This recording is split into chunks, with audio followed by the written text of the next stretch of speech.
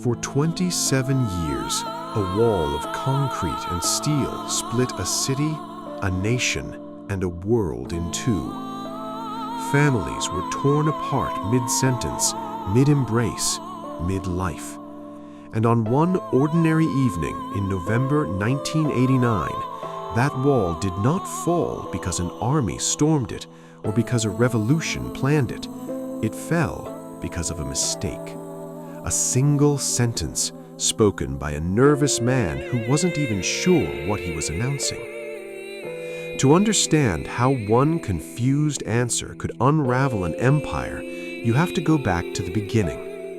In 1961, East German authorities awoke Berliners to find their city cut in half overnight.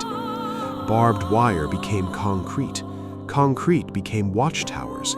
Watchtowers became a death strip, patrolled by guards under orders to shoot anyone who tried to cross.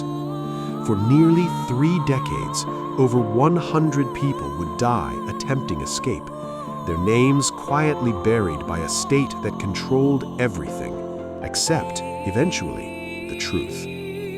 By the late 1980s, the cracks were already spreading far beyond Berlin. Poland's solidarity movement had forced free elections.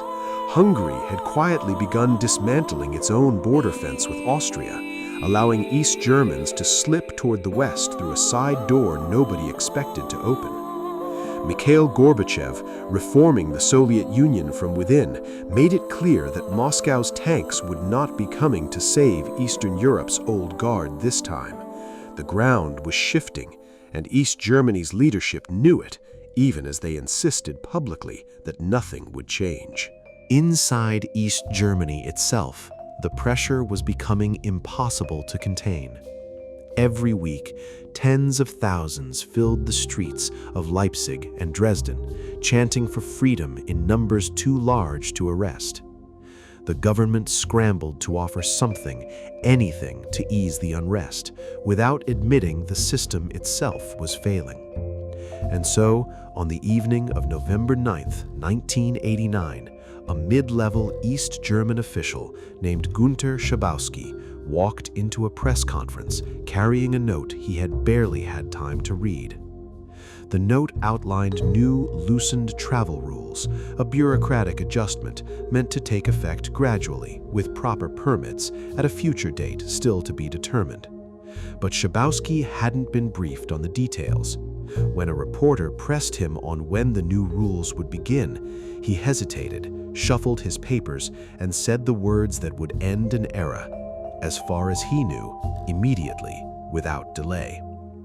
Within minutes, that answer was broadcast across East and West German television. It reached a public that had waited 28 years for permission to simply walk. They didn't wait for clarification. They didn't wait for permits. Thousands began moving toward the checkpoints that same night, drawn by a sentence that was never supposed to mean what everyone now believed it meant. At the border crossings, the guards had received no such order. They had weapons, training, and instructions to maintain control, but no instructions for a crowd this size, this determined, this unwilling to turn back. Radios crackled with confusion as officers tried to reach superiors who weren't answering. The tension at Bornholmer Strasse crossing stretched past midnight, thousands pressing forward, a handful of armed men standing between them and a wall that no longer had orders behind it. Just after 11 that night, one border guard made a decision that no directive had authorized. Unable to reach clear orders and unwilling to fire into an unarmed crowd, he gave the command to open the gate. It was not a revolution's final battle. It was a shrug turned into history, a single choice made under pressure by a man whose name most of the world would never learn. What followed was not calm, but euphoria. East and West Berliners climbed onto the wall itself, dancing along a structure built to kill anyone who touched it. Strangers embraced.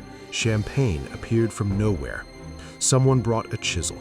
Then 100 more people brought chisels, and by morning, the wall that had stood for 28 years was being broken apart piece by piece, souvenir by souvenir, by hands that had never been allowed this close before. In the days that followed, the wall's fall triggered a chain reaction no government could stop. Within a year, Germany was reunified. Within 2, the Soviet Union itself would cease to exist. A structure meant to freeze history in place instead became the moment history sped up. Proof that the most powerful systems can collapse not from an army's assault, but from 28 years of pressure released by one man's uncertain answer to a simple question. If you like the story, subscribe to Arizona Story.